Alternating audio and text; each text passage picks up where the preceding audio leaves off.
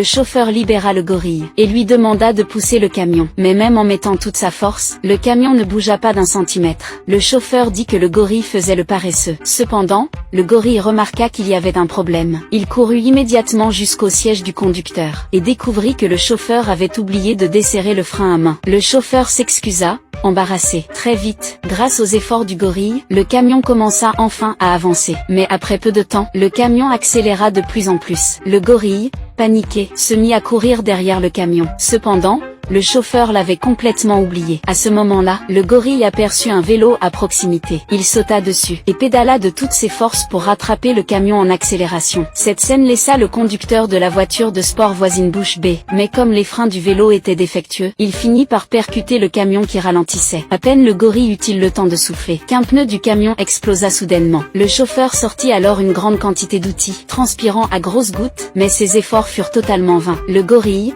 très agité, tapa du pied pour indiquer au chauffeur qu'il pouvait changer le pneu, mais celui-ci se moqua de lui. Voyant la confiance du gorille, le chauffeur, à moitié convaincu, le libéra à nouveau de sa cage. Le gorille alla chercher la roue de secours avec habileté, installa le cric, retira facilement le pneu et, en une série de mouvements fluides et précis, remplaça le pneu, étonnant le chauffeur. Ensuite, le gorille retourna de lui-même dans sa cage. Peu après, le camion tomba en panne d'essence. Le chauffeur entra dans une station-service et fit le plein. Mais une fois le plein terminé, il le regretta. Il devait payer 300 000 $.